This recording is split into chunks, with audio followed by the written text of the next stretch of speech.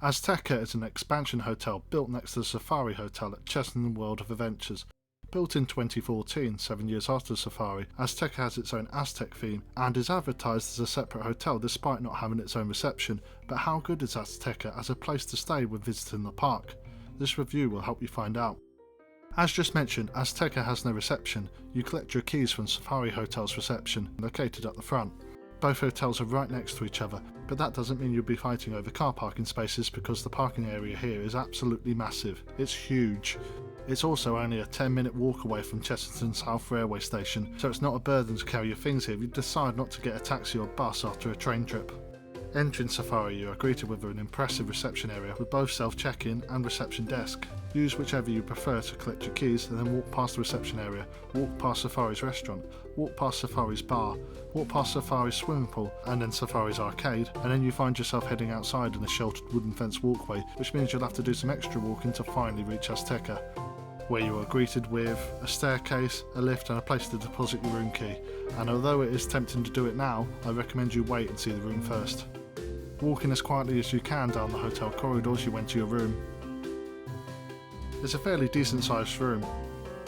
Right by the door is the children's room with a bunk bed, a pull-out third bed underneath and a television. Then you walk down the narrow internal corridor that has a kettle and tea making facilities, past the bathroom to the main room. This is a very nice size, a double bed nicely placed in the centre of the room with a desk and TV on the wall opposite, and a chair by the bed but not looking at the bed like so many hotels strangely have. There's a box for storage and praise to the gods there are plug sockets on the mini desk by the pillow and aircon, two great things. The bathroom has a bath and shower combo giving you the option to have whichever one you prefer, but the sink has the most frustrating clunky taps. They refuse to turn on or off fully, hurting your hands in the process and not always doing what you expect them to do, which is infuriating. Another infuriating thing is that if you have forgotten any supplies or need any help, you can get it, but in the Safari Hotel rather than this one. I know they are next door, but it's still a trek either outside in the elements that the wooden fenced walkway couldn't protect you from, or you have to go up and down the lifts to the internal walkway between the hotels, which once you have made it to the other, you then have to go up and down lifts to reach your destination again. It does make this hotel feel a bit like an afterthought, the lack of support in the building itself. I cannot knock the room if you just want to sleep in it and desire never to wash your hands. For food, breakfast and dinners are served on the ground floor in the temple restaurant.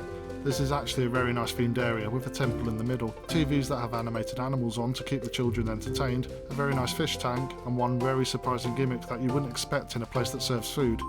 Ants. They have loads of ants, just walking in see-through tubes right by the tables where you're eating. It's absolutely bizarre and I cannot see any other restaurant doing this or even thinking this would be an appealing ideal that guests would enjoy. However, I found it fascinating.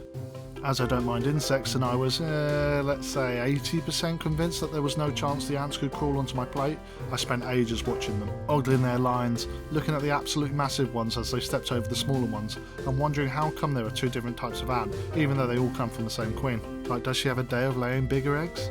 We should be talking about the food here rather than insects and their egg laying. The food is decent.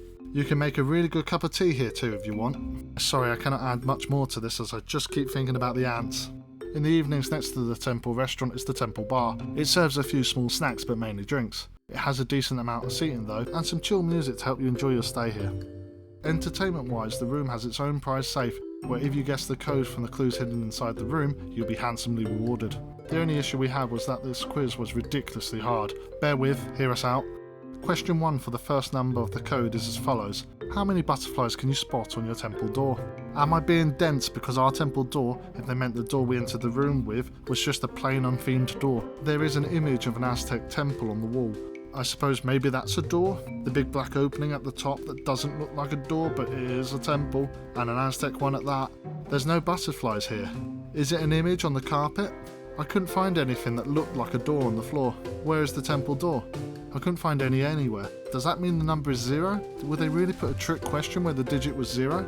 For children and dumb adults like me as well? That would be unbelievably cruel. Question 2 was how many monkeys are there hiding in the bathroom? That's easy as there's only a small bit of theming in the bathroom. It's 2. Easy peasy. The next question was as hard as the first one though, maybe even harder. The third question was count the birds in the children's bedroom. This is an absolute nightmare as some are obscured and some are half cut off, so do they count? Is this a bird? Is this a bird? What here is a bird? The final task about finding compasses on the carpet was easy, but with 2 downright impossible tasks we lost confidence in our abilities, and in the end we had to give up and walk all the way to the safari reception to ask for the code to the prize safe, and we are 2 fully grown adults. How embarrassing. To make a frustrating time funnier, this safe we now have a code for isn't recommended as a safe, as cleaners and all the staff know the code, and will restock it in between guests. This safe is the unsafest safe known to man. There is a warning on the safe requesting that you do not leave valuables in the safe. It's a safety risk, the unsafe safe.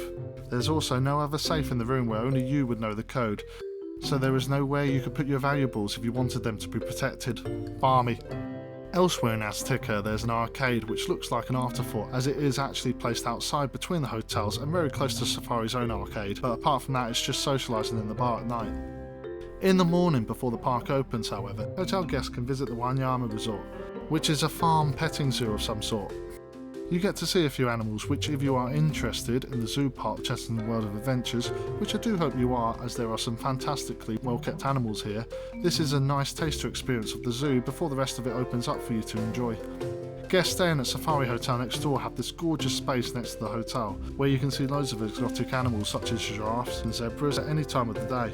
Although being literally a few metres away to the side, Azteca Hotel guests are obscured from this beautiful view by a clump of ugly trees. Ah, it's such a shame. The Azteca Hotel is the closest to the hotel park entrance, which is good if you want to get on park as quickly as possible, but want to leave your room as late as possible. Booking through the main site means that you get theme park, zoo, which is part of the theme park and not a separate entity as listed here, and sea life entry. Like Wanyama Village, you can also enter the park early and have early ride access on selected rides. To conclude, Hotel Azteca is just the bed to stay at if you really have to stay at Chessington World of Adventures.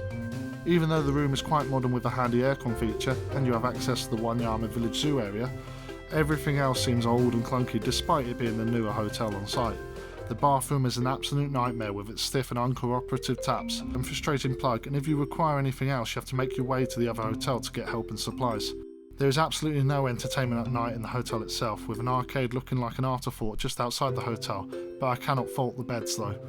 If you just want to sleep and you don't care about anything after the park closes and are not fussed with the animals a stone throw away and visible from the Safari hotel rooms, then Azteca is fine, but it is right next to a much better and properly structured hotel.